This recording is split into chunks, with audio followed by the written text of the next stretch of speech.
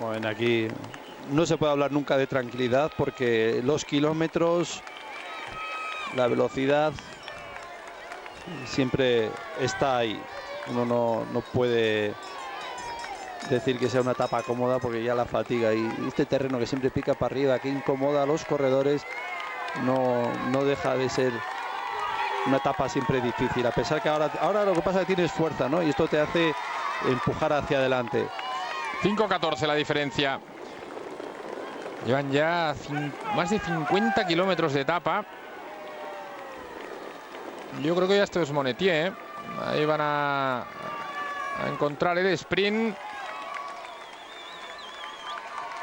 Sí, efectivamente. Y realmente aquí en este pueblo, en esta localidad, es donde empieza la subida al Lautaret. El arranque del Galibier.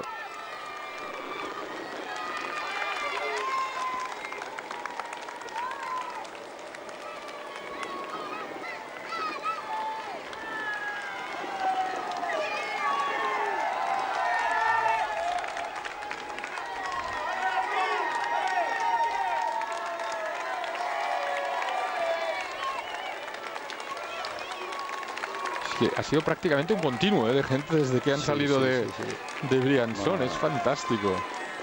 Y la que hay aquí bueno, ya se sabe siempre, ¿no? La Alpe d'Huez es que es terrible. O sea, tienen la carretera llena de pintadas. O sea, la han tatuado a la serpiente que es esta carretera de Puy-de-Dôme hasta Alpe d'Huez con todas las revueltas. Bueno, está pintado. Yo creo que es difícil al final leer algo porque aquí arriba ya en Alpe d'Huez el CSC tiene tanta gente, ¿eh?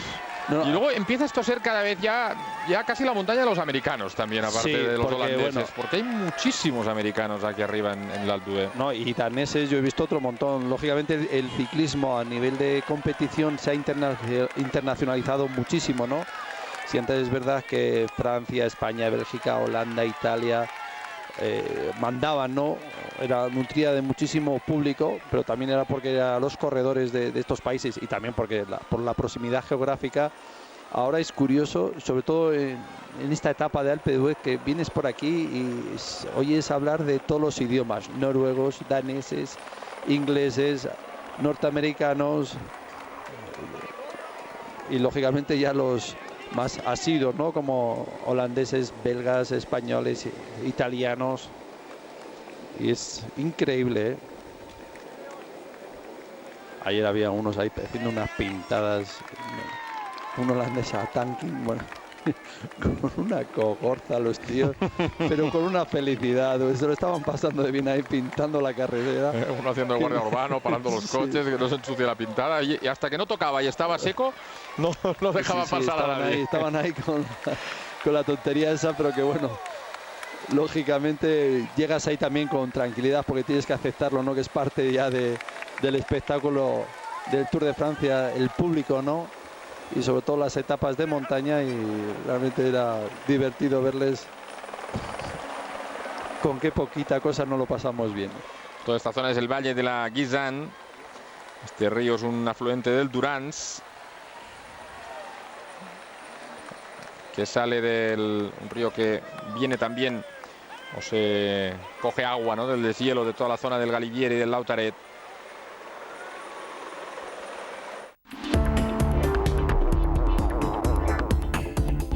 Sí, como a lo mejor joyas, lo que guardan las joyas, ¿no? Pero supongo que será a lo mejor donde guardan una especie de algo excepcional, ¿no? Como de hecho son este territorio, estas zonas de montañas, y seguro que dentro de poquito ya nos enseñarán esos glaciares que van a pasar muy cerquita. Eso ya será cuando estén metidos en esa parte dura del puerto del Galibier, en esos últimos 8 kilómetros. Ahí está Peter Belitz, el hombre que fue campeón del mundo sub-23 el año pasado en Stuttgart. Ese era Rubén Pérez y Stefan Schumacher. Esta debe ser no, esto es Monetier, donde está llegando, supongo, ahora también el pelotón. Ahí estaba el sprint donde ha pasado Di Gregorio, Belitz y Schumacher. Ya saben que este año no hay bonificaciones en ninguno de los sprints. Ya, lógicamente, ahora en la parte final de la carrera no es tan importante, pero sí que es verdad que además en un Tour, Pedro, en el que se está jugando todo con tan pocos segundos, hubieran tenido un papel importante las bonificaciones. Sí, pero perfectamente, y además a lo mejor también hubiese venido muy bien a Alejandro Valverde, un hombre que es muy rápido, ¿no? Y le podría haber conjugado ahí una ventaja y haber restado esa pérdida del día de Otacán. Pero bueno, la carrera es como es, pero simplemente como está discurriendo este Tour, las bonificaciones habrían tenido también su peso específico de cara a esas diferencias entre los mejores. ¿Eso ya era el glaciar? Quizá lo estaban viendo desde luego, queda mucho, ¿no?, para llegar arriba. No sé si será el glaciar de la Mella, eso que nos enseñaban ahí en la parte izquierda. Sí, yo creo que sí, porque no recuerdo haber pasado otras veces por ahí y haber visto otra lengua así de hielo como esa que nos enseñaban ya. Luego la verdad es que estuvimos viendo también la parte alta de los dos Alpes, donde hay nieves perpetuas. Sí, es que Federico me explicaba que él había estado una vez y que habías esquiado a -20, ¿no? Menos 20 grados, sí. Bueno, hacía mucho frío abajo ya, vine en noviembre, la época que lógicamente cuando eras corredor puedes aprovechar a hacer otras cosas, ¿no? Y me apetecía venir a los Alpes, como la cantidad de nieve en las pistas. Yo de hecho ya había esquiado en distintas concentraciones que antes eran típicas en los equipos, concentraciones de invierno, ¿no? Y había esquiado en la zona de, ¿cómo es? Val d'Isère, en Innsbruck, ahí en Austria. Y bueno, pues claro, ahí también llevas un régimen de equipo, de un poquito de trabajo de gimnasio, y me apetecía ir a esquiar. Y bueno, la zona esta de los dos Alpes, como Alpe d'Huez, que está una estación enfrente de la otra, simplemente hay un pequeño valle, pero de separación en línea recta, desde el aire serían a lo mejor 5 o 10 kilómetros, no mucho más, bueno, 10 kilómetros mejor dicho, y me apetecía. Y bueno, no había nevado nada, pero teníamos que esquiar en esos glaciares y bueno, hacía un frío, y sobre todo el problema es cuando se empezó a levantar el viento, porque claro, con el viento y 20 grados bajo cero, la sensación térmica era terrible. 5,5 la diferencia, como pueden ver, al paso por el sprint de Monetier. Pasado ya a la 1 de la tarde, tenemos que hacer una pausa de 1 minutito y 20 segundos. Vamos a aprovechar ahora sí los fugados. Seguimos como siempre en Teledeporte, hacemos esta pausa en la 2.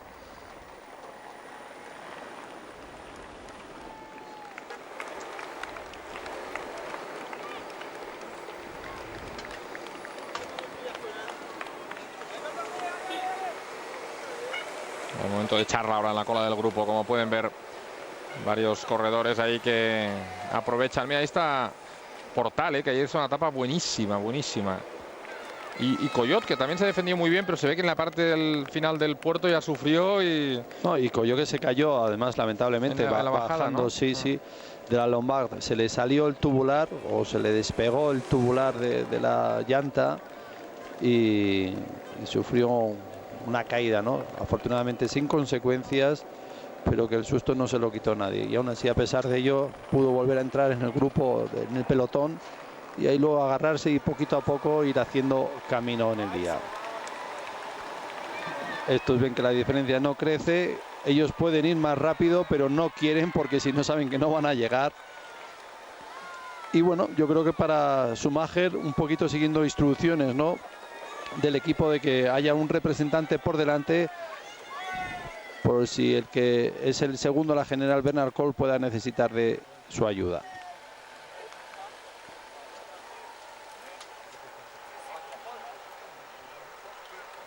Ahí sigue el pelotón, empezando a subir también ellos, como pueden ver, este Col de Lautaret, que luego se transforma en el Galibier.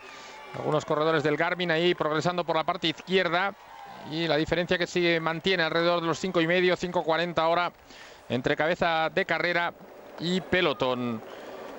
Yo la verdad es que esperaba más un grupo grande como ayer, que realmente se formara un grupo grande, que creara cierta tensión en la carrera, ¿no? También es verdad que es una etapa mucho más larga, que permite afrontar unos primeros kilómetros así un poquito más cómodos. Ayer era una etapa más corta y donde realmente tenías más trozo de llano, y luego ya una vez empezado el primer puerto sí que era ya hasta el final, ¿no? Sí, hasta donde llegase, porque todo era muy duro. Pero bueno, vamos a ver cómo se desarrolla. Yo creo que, no sé, no sé, estaba pensando que, bueno, Bjarne Riis está haciendo ahí una apuesta muy ambiciosa otra vez más. El sentirse tan poderoso con el equipo le permite hacer eso, pero al final, al cabo, el Tour lo gana uno, ¿no? Y no lo tiene nada fácil. Vamos a ver si la estrategia hoy le da un buen resultado. De momento, el viento, que ayer fue protagonista para lo malo, ¿no? Para que no hubiese ataque entre los mejores, hoy prácticamente, de momento, no sopla. Quedan, lógicamente, muchas horas todavía para que lleguen aquí, 5 horas. Sí, pero yo estaba mirando y sí, dan vientos muy suaves, de 5, 10 metros, pero poquita cosa, poquita cosa. Y por ejemplo en el Alpe d'Huez, en principio, serían también favorables en el recorrido. Habrá un poquito de viento lateral, pero también suave en la Croix de Fer. Y quizá podrían encontrarse un poquito de viento de cara en la parte final del Galibier. Pero bueno. Bueno, Galibier a mí, ya digo, me da un poquito lo mismo, porque yo creo que la carrera entre los mejores, un punto de referencia a ver cómo se plantea, sobre todo por parte del CSC, será la Croix de Fer. Bueno, sí, estaba pensando, si quieres, no cuento un minuto de gloria, pero cuento un poquito, un recorrido similar. Un día como hoy, ya sabes que puedes hacer lo que quieras. Un día similar, en una etapa similar, un poquito más corta, ya que no se salía de Embrun, se salía de Briançon, y de salida había que hacer este puerto del Galibier en el mismo sentido, se bajaba, se subía a la Croix de Fer y terminaba. Unas imágenes que tú recordarás, imagino yo, aunque no estabas por aquí, que fue en el 86 cuando llegó Bernard Hinault y Greg LeMond agarrado de las manos. Pues curiosamente Bernard Hinault, que a mí siempre me ha gustado mucho cómo tiene el concepto del ciclismo de ganar a lo grande y hacer grandes etapas, estaba muy picado ese año con Greg LeMond, eran compañeros de equipo, y bueno, después de la etapa de Pau de ese año, que llegamos el francés y yo escapados, al día siguiente ese pajarón que se cogió Bernard Hinault y perdió ese maillot amarillo a favor de su compañero Greg LeMond, había mucho pique en ese equipo, ¿no? Y Greg LeMond siempre le veíamos a rueda, como si fuese tu rival, a rueda de Bernard Hinault. Pero Bernard Hinault arrancó la moto, aquí subimos tranquilos, y arrancó bajando el Galibier, que claro, nos pilló a todo el mundo por sorpresa. Por eso digo yo muchas veces, si no puedes atacar subiendo, aprovecha bajando, que a lo mejor sacas buena tajada. Arrancó bajando en el Galibier, lógicamente su sombra, que era Greg LeMond, no le perdió ni un metro de rueda en el descenso, y luego hicieron toda la etapa solos. Detrás dejó a todo el mundo un poco sin directriz, porque de hecho eran los más fuertes el equipo y ellos, y costó muchísimo trabajo rehacerse la carrera, y bueno, de hecho se pegaron un paseo, con buenas palabras, hasta la línea de meta de Alpe d'Huez, porque luego subieron la Croix de Fer escapados y remataron la faena aquí en esta subida y llegaron de la mano, ¿no? Pero vamos, si hubiese mala leche y ganas, se podría aprovechar también la bajada del Galibier, que si hemos dicho que es muy dura en la vertiente que van a bajar, lógicamente también si se baja y se le da por guerrear, también se puede aprovechar. Pero vamos, yo eso no lo veo en el pelotón, pero bueno, simplemente recordar para hacer más ameno estos momentos. Hoy precisamente he leído un artículo sobre eso y explicaban también lo que tú decías, ¿no? Que ellos dos no se llevaban nada bien y que en ese momento fue Bernard Tapie, que era el manager del equipo, bueno, el millonario, el que les obligó un poco, ¿no?, a dar esa imagen de unidad y de buen ambiente. Y quería decir, porque a mí ya me habían contado, y ayer prácticamente ya me lo confirmaron, digamos, que todo ese buen ambiente que se ve en el CSC, pues que no es tan así, ¿no? Ya han visto que los hermanos Schleck deben tener un puntito especial, porque tampoco se llevan nada bien con Kirchen. ¿Te acuerdas cuando se puso el líder Kirchen, que dice, yo creo que no todo el mundo en Luxemburgo se alegra de este maillot amarillo, ¿no? Y yo pienso que pasa lo mismo con el caso de Carlos.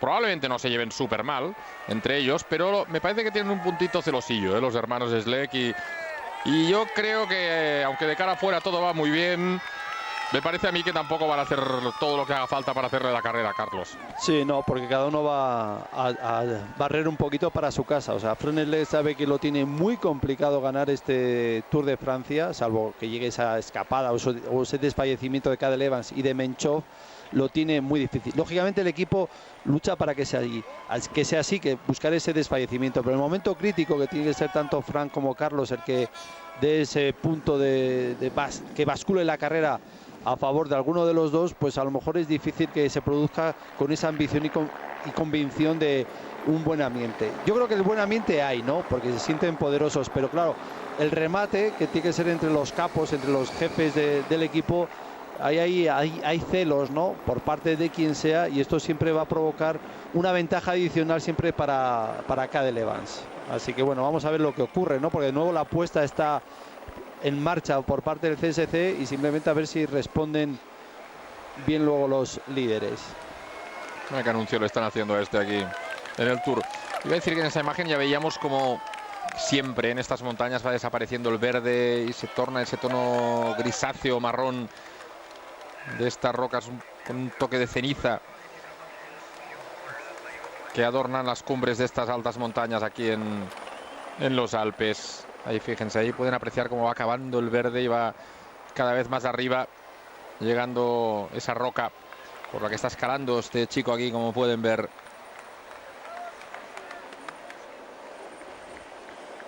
Esos tienen que acabar con las manos destrozadas, ¿eh? Porque se agarran ahí de los dedos y deben acabar haciendo unas artritis en los dedos. Ahí colgado de la roca, como pueden ver, ese escalador.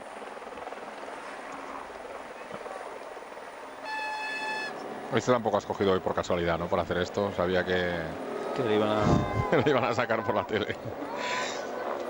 Bueno, sí, porque claro, aquí la noticia de que llega el Tour de Francia se sabe desde hace mucho tiempo, y el día exacto como hoy todo el mundo lo sufre, para bien o para mal, porque quedan totalmente cortadas las carreteras ya desde primera hora de la mañana y nadie puede circular como no vaya acreditado, y si vas acreditado siempre en el sentido de la marcha de la etapa. Entonces lógicamente ese ha llegado allí con tiempo, sabedor de que hoy pasaba el Tour de Francia, y si quería ir a hacer escalada tenía que madrugar o estar ya por ahí instalado. Hoy he estado preguntando aquí en Alpe d'Huez y me han comentado que en verano hay muy poquita gente en la estación, que solo es de lunes a jueves la semana del Tour. Cuando está, bueno, jueves en este caso porque hoy es miércoles, ¿no? Es decir, 3 días antes y hasta el día siguiente de la etapa sí que estamos llenos, pero solo abrimos para la mayor parte de hoteles y de apartamentos que se alquilan, etcétera, solo abren 3-4 días para atender la demanda que genera el propio Tour de Francia. Ahí estamos viendo a Thor Hushovd. Sí, yo creo que se han enganchado ahí a lo mejor un poquito, porque como había de distintos equipos, pues un pequeño enganchón. Pero bueno, y yo pienso, como buen asalariado tuyo, que soy. Pues hace mucho tiempo que me olvido de pagarte, ¿eh? No jorobes, no me digas eso. Me sales baratísimo. O sea que... No, bueno, lo que iba a comentar, que lo que habías dicho ayer, ¿no? De que tú tienes la sensación que Alpe d'Huez se ha hecho tan grande esta estación gracias al ciclismo. Sí. Yo también tengo esa sensación. No sé, Val d'Isère, Les Dos Alpes, Courchevel, son estaciones en las que también ha llegado el Tour, pero que tienen un nombre propio, ¿no? Y aquí tienes la sensación de que al final es el Tour lo que ha hecho grande a esta estación. 14 kilómetros para coronar el Col de Galibier. Van a encontrar una temperatura de unos 11-12 grados en la parte alta. Lo que sí que es verdad, Pedro, y eso también lo comentamos anoche, es que hace mucho más frío de lo habitual. Anoche hacía frío aquí en Alpe d'Huez. Y no sé si la carrera lo puede encontrar así también. Pues era Kirchen el que había tenido el enganchón, yo no me había fijado. Dime, ¿qué ibas a decir? No, que tú como catalán que eres, bueno, de Barcelona, porque claro, en Cataluña hay muchos sitios de frío, menos también, frío, ¿no? Pero tú como de Barcelona... Yo tengo frío enseguida, ¿no? ¿Qué consideras frío? Vamos a ver. Anoche hacía frío, no me dirás que no. Sobre todo porque no llevas la ropa más adecuada, etcétera. La gente necesita, tú me has dicho cuando... Frío, yo por debajo de 12 ya me parece frío. Vale. ¿Y qué temperatura hacía ayer cuando llegamos? 10 grados. Claro, hacía frío. No, lo digo para que la gente lo sepa, no es ninguna crítica, es simplemente una información. ¿Y en tu habitación qué temperatura tan agradable hacía? 13 o 14, o sea, creo que casi frío, ¿eh? O sea, has dormido hoy con casi frío. Muy apretado. Sí, la verdad es que, hombre, otras veces yo recuerdo de estar por aquí y por la noche. Sí, salías a cenar y a lo mejor con el jersey te lo ponías, pero vamos, que no era imperioso, ¿no? Y ayer era jersey y una cazadora y un poquito más. Fíjate ahí cómo sopla el viento, ¿eh? Sí que sopla el viento ahí en contra, ¿eh? Sí, lo que pasa es que aquí daban solo 10 kilómetros por hora. Por hora, sí.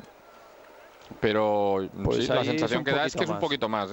Luego sí que es verdad que dicen que ya no afectará de esa manera, en la parte final, ya luego en la Croix de Fer y en l'Alpe d'Huez, pero no sé, a ver, viendo el mapa, pero bueno, también es verdad que cambias de valle y el viento puede entrar de otra manera, ¿no?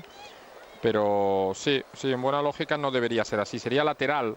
Efectivamente, si el viento siempre sopla igual, pero eso, insisto, siendo diferentes valles puede cambiar, ahora entraría de cara lateral en el Croix de Fer, en la Croix de Fer. Y luego es que el Alpe d'Huez es un puerto muy protegido, sobre todo la primera parte, ahí estás muy encerrado, ¿no? Yo creo que ahí el viento es muy poco probable que tenga afectación real sobre la carrera. No, el problema en esta zona, que lo hemos dicho en otras ocasiones, ¿no? Vas por valles, ¿no? Entonces los valles, si hace un poquito de viento, o es a favor o en contra. El momento que te pones a subir una montaña, pues a lo mejor si te alejas un poquito de la parte más profunda del valle, el viento, salvo que sea un día que realmente lo haga, está siempre más estático. Ahí estamos viendo a Alejandro y a Carlos, a Alejandro Valverde y a Carlos Sastre, que ayer buscaron esa pequeña alianza, ¿no? Carlos le pidió esa pequeña alianza y eso fue también un poco lo que nos hizo pensar, ¿no? Realmente que las cosas no son tan fáciles dentro de un equipo como el conjunto CSC. Él le pidió a Alejandro a ver si podía arrancar ahí un poquito, se podían marchar juntos, pero luego el viento realmente lo hizo muy difícil. Creo que ya comentamos ayer también que Carlos parece ser que tiene una muy buena oferta del Katyusha, el nuevo equipo Russell, que sustituirá a Tinkoff, que ha fichado ya a Tony Colom. Y hombre, la verdad es que ya con su edad, si es una oferta de 2 años, es como para valorarla, ¿no, Pedro? Yo la valoraría firmemente, sobre todo, hombre, habrá que ver también la oferta que le puede hacer su propio equipo actual, ¿no? El CSC. Pero a nada que se hagan un poco remolones y este equipo nuevo que está formando un bloque realmente interesante, ¿por qué no? Al final, lo que puedas conseguir ahora, sabes que van a ser ya tus últimas pedaladas y tus últimos ingresos importantes que pueda tener tal vez en su vida. Y hay que aprovechar. Ahí ven las banderas. Mira, es que ahora estaba repasando y la previsión daba eso, ¿no? 10 kilómetros por hora y nunca tan frontal. Y ahora lo que están dando es efectivamente un viento frontal de 20 kilómetros por hora en la subida a este puerto del Galibier, ahora en la parte inicial del Lautaguet.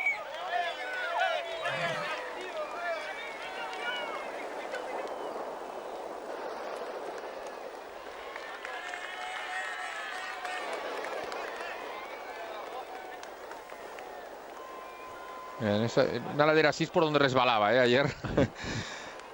Y yo creo que Agustini, es difícil agarrarse ahí, ¿no? Porque es casi una arenilla que no te permite agarrarte con facilidad. Yo creo que será una de las imágenes que se recordarán de este Tour de Francia 2008, la caída y esos resbalones de Jean-Louis Agustin en la parte alta de la Bonnet, Reste Fons. Ya ven, aquí que no parece tampoco que CSC vaya muy rápido, pero siempre va obligando al pelotón. Ahí estamos viendo a Rémi Di Gregorio, el marsellés, un hombre que tuvo que abandonar el Tour de Francia el año pasado por una fractura de codo. Se cayó en la 8ª etapa y prácticamente tuvo que cerrar la temporada. El corredor francés, que ha vuelto a ser protagonista en este Tour de Francia. Yo creo que este sí que va a ser... No, yo no me atrevería a decir el relevo de Virenque, pero sí el relevo de Moncoutier, por ejemplo, ¿no? Un corredor de ese estilo que encuentra fugas y que sabe ser protagonista en la carrera. Ahí está Martial Galland en el coche de la France DG, charlando también con Stefan Schumacher. Oye, y ahora un poquito por hacer sangre. Dime. ¿Habrá renovado Moncoutier después de ayer? No, eso lo sabremos a final de Tour, pero bueno, no creo, porque yo creo que, al contrario, yo creo que Boyer, si ya estaba un poquito encendido, y dices, ya, a este le van a dar bien renovación.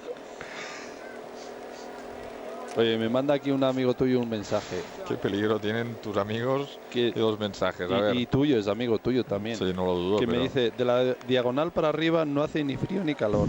Es un clima ideal, te lo juro. Vale. José Luis Laguía. Claro, es que él sí que vive en un sitio donde hace mucho frío, entonces así lo interpreta.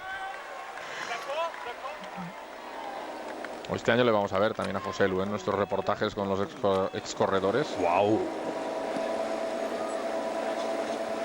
Que nos tiene abandonados, ni nos llama ni nos escribe. Menos mal. Gracias, José Lu.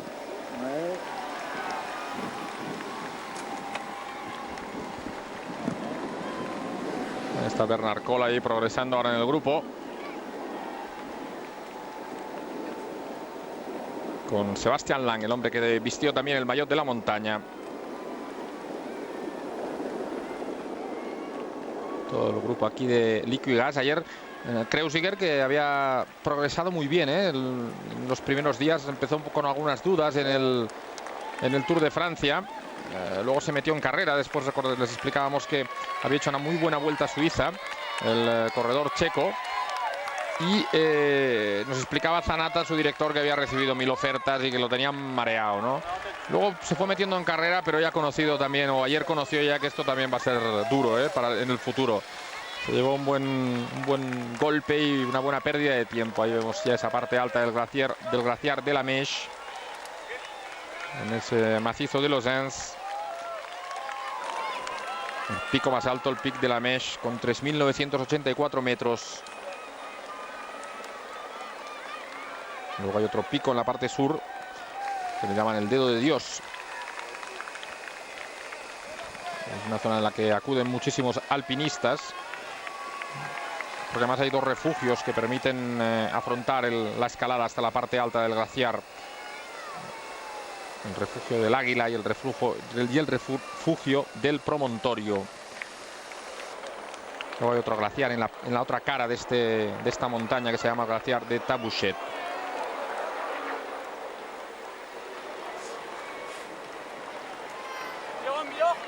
En 1891 Gibson, Almer y Foss fueron los primeros que atravesaron esta montaña. Mira, fíjate, el día de relax y algún enganchón. Sí, como pega el viento, como estamos diciendo, con una cierta fuerza de frente, todo el mundo quiere buscar la protección y van muy pegaditos unos a otros. Stendam, ¿no? Parece Laurens Stendam, el hombre que se ha quedado ahí un poquito enganchado. El corredor del conjunto Rabobank, se le vio mucho en los Pirineos, pero también da la sensación de que se le está haciendo largo el Tour de Francia. Ahí está Frank Schleck junto a Xavi Florencio, el corredor del Bouygues Telecom.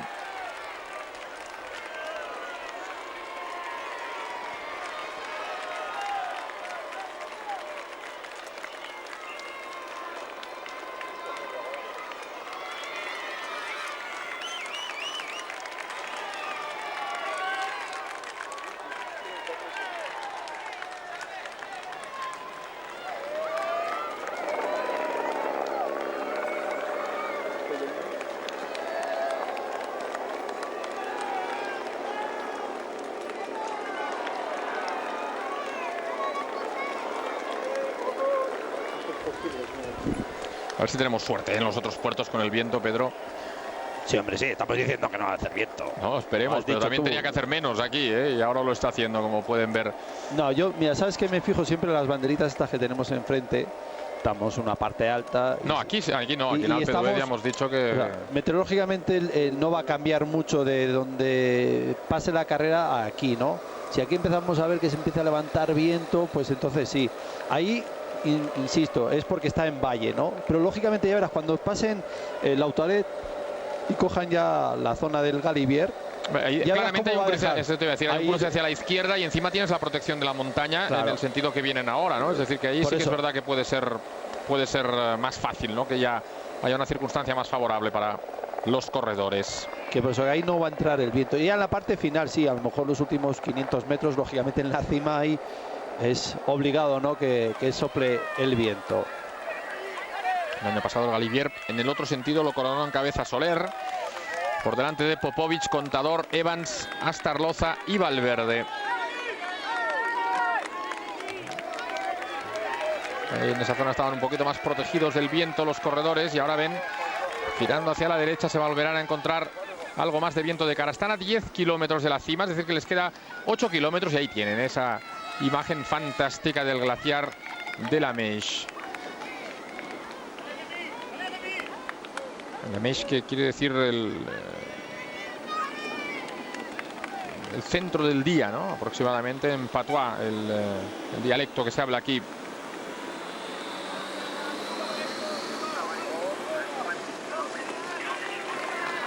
Al principio se llamaba Malaval, en el año 1700 le llamaban Malaval a ese glaciar, la primera vez que se vio mencionado ese glaciar.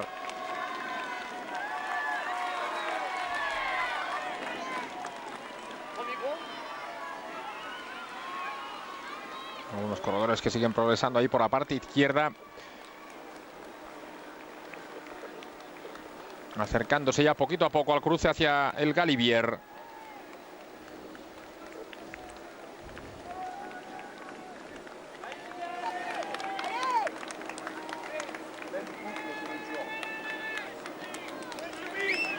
Aquí en esta ascensión del Lautaret hay un jardín botánico muy importante, una zona de 4 hectáreas en la que se estudian todas las flores típicas de los Alpes, de las montañas francesas y europeas, incluso de las zonas frías del norte de Europa. Y hay una especie de viaje virtual a través de los macizos montañosos del planeta, los Alpes, los Pirineos, el Cáucaso, los Balcanes. Ahí sí está también representada Sierra Nevada, el Himalaya, los Andes, etcétera, la Siberia. La carretera que se puede transitar entre abril y noviembre y que culmina a 2000 metros. Nos decías el nexo de unión entre el Valle de los Andes, donde está Bourg-d'Oisans y el Alpe d'Huez, y el Valle de Briançon, el Valle de l'Aguisan. Fue durante muchísimos años la gran vía de comunicación entre la región de Grenoble y de Briançon. Ahora ya hay zonas mejores, ¿no?, por la parte de Gap y carreteras que han ido avanzando. Y de todas maneras realmente es una de las zonas más bajitas de toda esta parte de los Alpes. Viendo ahí de una de las galerías ya los hombres que son cabeza de carrera ya han perdido tiempo, como pueden ver. 5 minutos, han llegado a tener 5:40 y ahora 5 minutos la ventaja para estos corredores: Peter Belitz, Rubén Pérez, Remy Di Gregorio y Schumacher, Stefan Schumacher, que repite fuga. Para los que se hayan incorporado un poquito más tarde, explicarles que se ha arrancado rápido, con muchos ataques. Los 3 primeros del grupo han sido Rubén Pérez, Remy Di Gregorio y Peter Belitz. De hecho, el eslovaco ha sido el que ha arrancado primero. Y luego ya cuando estaba formada la fuga ha habido algunos intentos de unión con Ogier, con Lecat, con algunos corredores más, con Carlos Barredo, pero el único que lo ha conseguido ha sido el corredor alemán Stefan Schumacher, el compañero de Bernard Kohl. Y luego a partir de entonces siempre CSC ha ido comandando, siempre con un Stuart O'Grady que se vuelve a coger la forma, a irse encontrando mejor en este Tour de Francia, que empezó un poquito justo, pero que ahora en este final de la carrera se le está viendo marchar muy bien, como lo demostró ayer. Y unas diferencias que, si bien han ido creciendo, ese ritmo siempre constante y el viento de cara con una cierta intensidad, pues está evitando que los escapados aumenten esa ventaja y que sea al contrario, que se vaya convirtiendo en menor. Y además hay que recordar que O'Grady tuvo una caída en el Giro, en la tercera etapa se fracturó la clavícula. En la misma caída se cayó también McGee, y los dos acabaron con fractura de clavícula. Es decir, que de alguna manera, pues seguro que ahí tuvo un tiempo de parón, ¿no? Y parece que está llegando, como dice Pedro, mejor a la parte final del Tour de Francia. Es Robert Hunter, yo creo que de momento dejándose caer al coche más que descolgándose del grupo. Y ahí está Carlos Sastre guardando fuerzas, porque sabe que el día va a ser largo para él. Hoy es una jornada de muchísimas horas encima de la bicicleta. Van a hacer 6 horas de bicicleta para los corredores. Pasando además multitud de puertos realmente duros. Están coronando ya el puerto de Lautaret, un puerto que está a 2000 metros de altitud, y lógicamente van a dejar esta carretera más ancha por otra más estrecha, y vamos a ver el asfalto, ¿no? Porque sí, ya están ahí llegando al refugio. Esas casitas, bueno, ya ahora ya es más que un refugio, ¿no? Antiguamente sí, era solo un refugio, y ahora ya unas cuantas edificaciones. Y ahí el cruce hacia la derecha para girar hacia el Galibier. Como decía antes Pedro, los cobardes tiran recto hacia Bourg-d'Oisans y los valientes giran a la derecha. Y estos son valientes y afrontan el Galibier a partir de este momento. Ahí a la izquierda el glaciar de la Meche de nuevo. Una imagen preciosa, vengas. Sobre todo, si vienes de la zona de Bourg-d'Oisans, no tanto porque te lo encuentras más tarde, pero tanto si vienes bajando del Galibier como subiendo por la parte de Briançon. Fíjense, qué lengua de hielo. Ahora con más luz sí que es verdad que parece que hay más, ¿eh? Ayer por la noche o por la tarde parecía que estaba más sí, además había perdido hielo. La nieve pierde color, ¿no? La blancura de la nieve pierde color típicamente los glaciares, entonces tiñe un poquito de gris siempre en su parte más baja y siempre se confunde un poquito más con la roca. Ahí está Gustav subiendo unos bidones también para O'Grady, para Sorensen, los hombres que siempre son los primeros que trabajan en el equipo de Bjarne Riis, el equipo CSC. Arpesen, que está haciendo un gran Tour de Francia, también ganador de etapa en Foix, y un poquito más atrás protegido, como pueden ver, el noruego del conjunto CSC, el equipo que el próximo año se llamará Saxo Bank, que ya está como co-sponsor del equipo.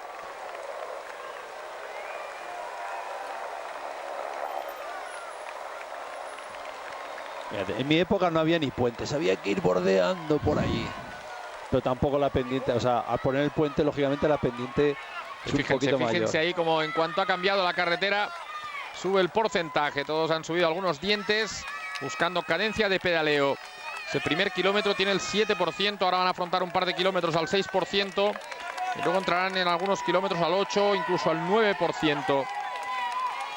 21 kilómetros de subida al Galibier por este lado del Lautaret, por el lado de Briançon. En la cabeza de estos corredores, formar parte de la historia del mito del Tour. Ya Di Gregorio consiguió entrar en los libros, pasando en cabeza el Tourmalet en los Pirineos. Y quiere apuntar más veces su nombre en la historia del Tour de Francia. Le quedan muchos años por delante a este joven corredor francés. Uno de esos corredores que también pasó de junior directamente a profesional. Le cuidaron mucho al principio y ya lógicamente va madurando. Y tiene que ir asumiendo responsabilidades dentro del equipo de la France de G. Bueno, lo bueno del Galibier, que como es un puerto que se sube más a menudo, lógicamente si pasas el primero, más a menudo te lo recordarán. Lo recordaré. Bueno, el Tourmalet también, Sí, Tourmalet sí. Casi. No, pero por ejemplo los de ayer. Ah, sí. De la Lombarda era la primera vez que se subía. Entonces, claro, a lo mejor hasta que se vuelva a subir ya se olvidan de ti. Ahí vemos que todavía siguen sufriendo un poquito ese viento frontal, pero la carretera ya más estrecha y la parte final, aunque siempre está arreglado, se levanta muchísimo. Vamos a meter ahí una estaca un día de estos y vamos a ver el tema del si pierde glaciar, hielo, ¿no? Si pierde o no pierde. No, la verdad es que es... Sí, silencio, y disfrutar de la imagen.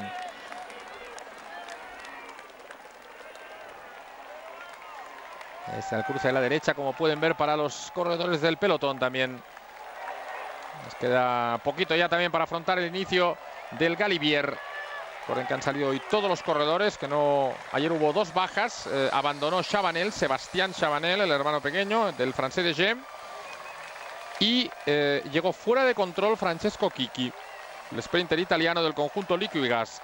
Y por muy poquito, por poco más de un minuto. Ya comentábamos antes con Pedro que igual esas cosas hay que tener ahí un poquito de sensibilidad, ¿no? Bueno, o a lo mejor le están ahorrando la tortura del día siguiente, ¿no? También depende de cómo lo mires, ¿no? Quedan 151 corredores en carrera y el último es Wim van Sevenen, a 3 horas y 8 minutos. Del líder de la carrera, que sigue siendo Frank Schleck. Recuerden, muy apretada sigue la general, a 7 segundos Cole, a 8 Cadel Evans, a 49 Carlos Sastre y a 1.13 Denis Menchov, que sin sus errores el día de antes y ayer en el descenso del Bonnet Restefons sería líder de la carrera, empatado a tiempo con Frank Schleck, pero eso le daría muchísima ventaja, puesto que él ya ha demostrado que anda bien contrarreloj, dominó las contrarrelojes en la primera Vuelta a España que ganó, y ya en la primera contrarreloj en Cholet demostró que es un corredor que puede estar con los mejores.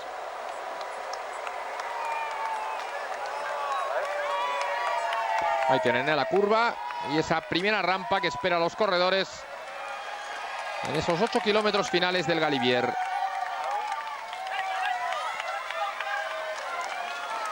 El Sorensen siempre lleva ahí un rictus de... Sí, parece que va cansado todo el día. Sí. Ahí la bandera de Sudáfrica, como comentamos, muchísima gente de cualquier parte del mundo que se acerca a ver un día que es festivo y de deporte y de batallas y de muchísimas cosas que arrastra a la gente a acercarse aquí a Alpe d'Huez y sus alrededores. 2058 metros el Col de Lantaret, arranca ya la parte final, el Col de Galibier para los corredores. Es el paso más elevado de los grandes Alpes después del Iseran, que está un poquito más arriba, 2770 metros.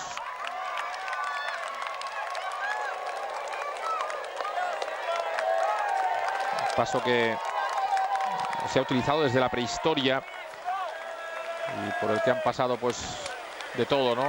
Ejércitos, viajeros. La primera carretera se abrió para poder rodar con algún tipo de vehículo en 1879. El túnel que dejan a la derecha se abrió en el 91, pero en 1891. Y el primer paso del Tour de Francia fue el 10 de julio de 1911. Este puerto que posteriormente forma parte ya de la historia de la carrera. Y ven el zigzag constante de la carretera, camino de los 2.645 metros de la parte más alta. Justo cuando se corona el Galibier, se entra en el departamento de la Saboya.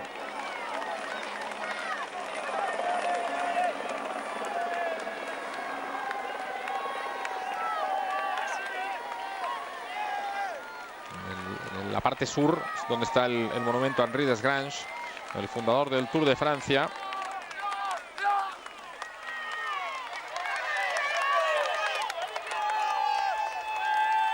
Ese túnel que les comentaba que habían abierto en 1891. Estuvo cerrado bastantes años. Estuvo casi 30 años cerrado y en 2002 volvieron a abrirlo. Sí, es que de hecho el túnel da bastante miedo, pasar por él. Muy estrechito, yo lo vi una vez. Sí. Y además, hombre, el túnel lo pasaron una vez en un Dauphiné, no quisieron llegar hasta arriba, pero hace 3 años. Pero es una cosa de esas que lo único que te quitas de esta subida es 1,5 kilómetros, 2. O sea, tampoco es que sea un ahorro, vamos a decir, importante.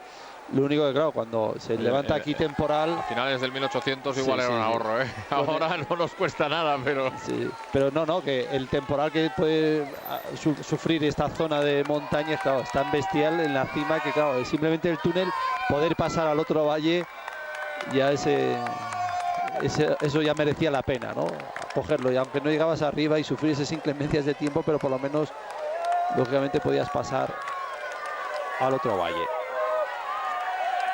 Es que es verdad que el viento parece un poco más calmado, sigue soplando ligeramente de cara, pero ya ven que la carrera va a ir girando hacia la derecha y va a ir ahora encontrando esta protección de la montaña, pero luego sobre todo en la parte final, cuando hay un giro hacia la derecha, porque vemos que ahí sigue entrando un poquito el viento, el gran enemigo de los ataques en las carreras.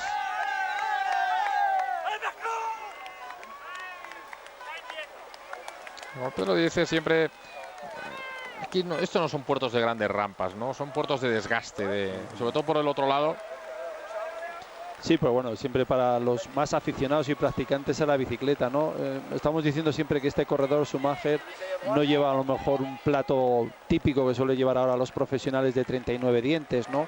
Sino que lleva un plato superior, yo pienso que 41, 42, y jugar con un piñón de 23 o incluso 25 que pueden tener gracias a que tienen 10 coronas, pues tiene desarrollo más que suficiente para pasar estos puertos, porque no son como el Angliru, no son puertos de cambiar mucho el desarrollo, ¿no? Entonces no es, o sea, es una particularidad que tiene siempre los puertos aquí en Francia. Son muy tendidos, pero la carretera, la longitud de los puertos ya te va dejando un desgaste que hace que hagan las diferencias entre los escaladores y se rompa, ¿no? Muchas veces el pelotón.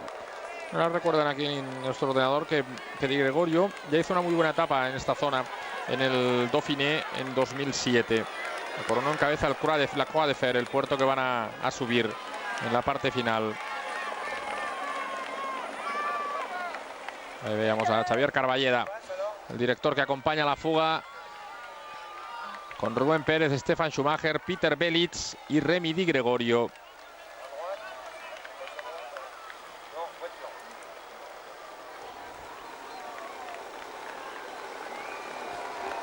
Ay, alguno. Sí, Román Fellí, que no pudo acabar el año pasado el Tour y este año lógicamente está con ganas de hacerlo, pero le queda mucho trabajo por delante. Galibier, que también le han pasado muchos corredores españoles en cabeza en el 99. José Luis Arrieta fue el último corredor español que ha pasado en cabeza este puerto. López Carril, Ocaña, Julio Jiménez, Bahamontes, Trueba. Algunos de los corredores españoles que han pasado el puerto en cabeza. No me digas que quieren ahí hacer un dibujito del Tour con las ovejas. No sé, que les habían marcado de alguna manera la posición en la que tenían que estar, ¿eh? Que tienen que contratar unos perros, como comentabas el otro día. Costatura, una raza de perro típica de la zona del... Bueno, es una raza en Cataluña, es la zona del Pirineo, me parece, que manejan muy bien todos los rebaños. Qué laderas, qué fantásticas imágenes nos depara o nos entrega cada año el Tour de Francia en este mes de julio. Ahí ha progresado ahora un poquito a las posiciones de cabeza Laurens ten Dam, el hombre que veíamos anteriormente que había sufrido un enganchón en la carrera. Ese rictus siempre efectivamente de esfuerzo del danés, Nicky Sorensen. Fabián Cancellara, que nos comentaban también que ha recibido una oferta de 2 millones de euros del nuevo equipo ruso, y ha dicho que no. Igual no se fía suficiente, ¿no? De qué compañeros tendrá. Bueno, no, lo que pasa es que, claro, él a lo mejor, Cancellara prefiere seguir esa progresión deportiva, ¿no? Todavía es joven, mientras que, a diferencia de lo que comentábamos como Carlos Sastre, pues sin saber un poquito la apuesta que quiere hacer su actual equipo por él al año que viene, pues a lo mejor el aspecto económico sí que es una cosa ya que a los corredores veteranos te hace pensar mucho, ¿no? Dice, bueno, pues si puedo aprovechar una buena talegada, ¿no? Llevarme un montón de dinero, pues lo tengo que hacer, ¿no? Ya tu aspecto deportivo siempre va a primar, que yo creo que están haciendo un equipo muy potente, pero claro, si ya al fin y al cabo la diferencia económica es muy grande, yo creo que ya empiezas a pensar en el dinero, más que en el equipo donde vas a parar. Hombre, lógicamente siempre hay todos ya, este tipo de corredor tiene sus asesores jurídicos y fiscales para saber que atar bien el contrato y que no firmar por una cantidad que luego no te vayan a pagar. Está nervioso el hombre con la ropa del Bouygues Telecom. 5.24, ha vuelto a subir 20 segundos la diferencia ahora durante la ascensión a este Col de Galibier, que el pelotón ahí se mantiene unido. Ahora el descenso va a ser largo hasta llegar a Valois, a la estación de esquí, bueno, a la localidad y a la estación de esquí de Valois. Ahí van a tener luego la subida de 5 kilómetros, ¿no? Será el Telegraph más o menos, el repecho, bueno, la subida del Telegraph, 4 o 5 kilómetros, y luego ya el descenso hacia Saint-Michel-de-Maurienne, donde empieza la otra vertiente de este puerto del Galibier.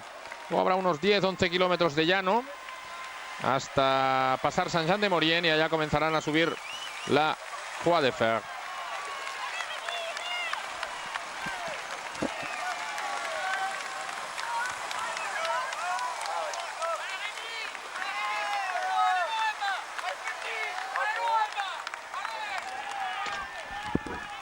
A ver, ahí el viento ha cambiado un poco y ahora entraba favorable en ese trozo de la ascensión. Vamos a ver cuánto les queda ahora para coronar a los corredores. Están a 135 de la línea de meta. Les quedan 4 kilómetros y medio a los de cabeza para coronar el puerto. Ya están en esa zona donde les decía que girando hacia la derecha siempre el viento iba a tener una tendencia favorable. Bueno, pues a diferencia que deben ser aproximadamente unos 2 kilómetros en distancia, esos 5 minutos y algo que tienen los de cabeza.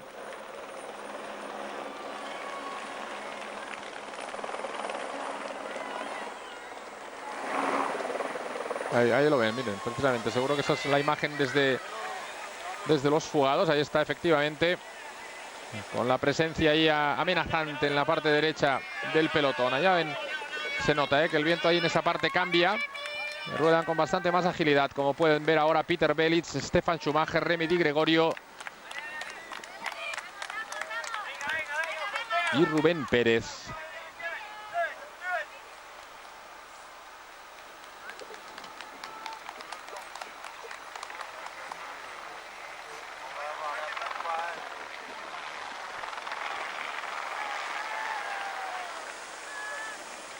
El hombre del Milram que, como les comentábamos, fue campeón del mundo sub-23 el año pasado en Stuttgart. Tiene un hermano gemelo, se llama Martin, con el que hicieron o han hecho siempre muy buenas carreras, desde las categorías junior. Peter Belitz, que ganó una etapa, por ejemplo, en 2005 en la Vuelta a Navarra y el Giro de la Regioni también en 2005, y el año pasado, en 2006, ganó el Guillermo Tell, que es otra prestigiosa carrera del calendario amateur. 5 kilómetros para el pelotón. Y todo pues igual, ¿no? He hecho un pequeño inciso yo, he estado llamando un poquito sobre la operación de Pereiro, que ya la han operado, que todo ha salido perfecto, le han subido unas radiografías ya con la placa ahí, que estaba encantado el médico que le ha hecho la operación, que ha sido anestesia local en el brazo y que bueno, pues que en breve ya subirá a la habitación. Como siempre, bueno, esta noticia que tranquilizadora, ¿no? Después de ese susto que nos llevamos tantísima gente cuando vimos la caída de Óscar Pereiro. Bueno, y ayer cuando comentamos y hablamos con Óscar nos decía, bueno, que él se asustó más de ver la cara de los corredores que del primero. O sea, que él tenía dolores y que él dice, a mí lo que más me impactó y dije, debo estar hecho unos destrozados, fue a Chente, que se puso delante de él y medio llorando, diciendo que no se moviese, por favor, Óscar, no te muevas, no te muevas. No hagas ningún gesto, que vengan los médicos, y que por la cabeza dice, debo estar reventado, debo tener un aspecto lamentable. Así que bueno, afortunadamente noticias como la que he dicho, de que está operado, que está perfectamente y que la operación ha ido también en esa línea, siempre nos evita el pensar que bueno, que siempre, o sea, permite pensar que a veces hay una virgen o hay alguien que protege a los ciclistas.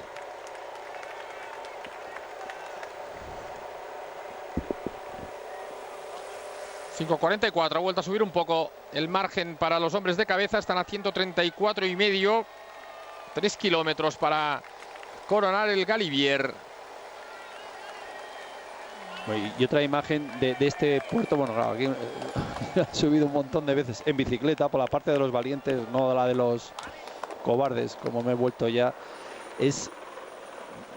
No sé qué año fue, pero recuerdo que con Gianni Buño yo iba ahí más o menos detrás, bueno, un tifosi de estos italianos como loco. ¡Ay, dai, Gianni, dai! ¡Va vinci del Tour! Y unos gritos el italiano, y del entusiasmo que tenía le pegó un empujón con tan mala fortuna que le tiró al suelo, y Gianni, bueno, que se vuelve, casi lo come, y de pronto dice, bueno, dijo una palabrota. Y dice, pero Pablo, ¿qué haces tirándome? Eran amigos. Y Gianni no se había dado cuenta que era su amigo. Bueno, pero vamos, el amigo con la emoción de ver ahí a su fans, ¿no? En ese momento le pegó tal empujón, que tan mal dado, que le tiró. Y el entusiasmo, ¿no? Que muchas veces en momentos como en ese momento sí que se estaba corriendo muy rápido. Querer ayudar al propio corredor, y que se volvió en este caso en contra. Pero es otra imagen que tengo de este puerto, ¿no? Y luego en aquel momento no le haría gracia, pero luego están son las típicas cosas que te ríes mucho, cuando te acuerdas. Bueno, ahí sigue el grupo ya. Esa zona de descanso ahora, prácticamente, como pueden ver, a menos de 3 kilómetros ya los hombres de cabeza. Schumacher Que se está pateando todos los puertos del Tour de los Alpes en cabeza, ¿eh? Casi se puede plantear luchar por la clasificación de la montaña, ¿eh? Lo que pasa es que, claro, al fin y al cabo ayer sí que pasó por la Lombardía primero, pero luego ya el resto ya no consiguió sumar puntos. Bueno, yo creo que tal y como está la carrera realmente va a ser muy difícil que se la quiten a Cole, ¿eh? Esa clasificación va a ser muy difícil porque él va a puntuar hoy en... Sí. Yo creo que tal y como está la carrera, con lo que tú decías, tanto Croix de Fer como Alpe d'Huez, hoy es más una etapa, lo explicaba al principio de la jornada Pedro, para los de la general. Realmente el que quería ser protagonista y que realmente pensara que podía ganar en una escapada, a lo mejor era no es tan mítico, ¿no? Pero esperar a mañana camino de San Etienne, una etapa de casi 200 kilómetros y que cerquita del final, a 33 kilómetros, tiene la Croix de Montbier, luego otros repechos y un puerto de cuarta categoría llegando a San Etienne, que hacen pensar que realmente sí que es el día de esos fijos, para que una fuga llegue a la línea de meta. Estaba mirando un poquito. No digas nada ahora que estábamos dejando hacer al helicóptero. Pues dejo de pensar y disfruto viendo esas imágenes. Mira, Egoy Martínez ahí para la montaña, Ahí hay unos cuantos clientes que quieren estar atentos. Mira, Agustín también. Ayer Agustín, a pasar el primero en la Bonnet Restefond, había no solo una prima especial por ser el puerto más alto del Tour, sino también se puntúa el doble de los hors categoría, dan 40 puntos y claro, le ha permitido dar un salto cualitativo y fíjate, el menor movimiento ya dicen a Wenning, atento, a ver si va a haber algún grupito aquí. Ahmed Churruca también pasa por la parte izquierda, por la parte derecha del pelotón. Ahí aparece Ahmed, un hombre también de Sebastián Lang también, que es el segundo de esta clasificación de la montaña. Mira, un regalito para ese cicloturista, un bidón. Este último kilómetro es durísimo, ¿eh?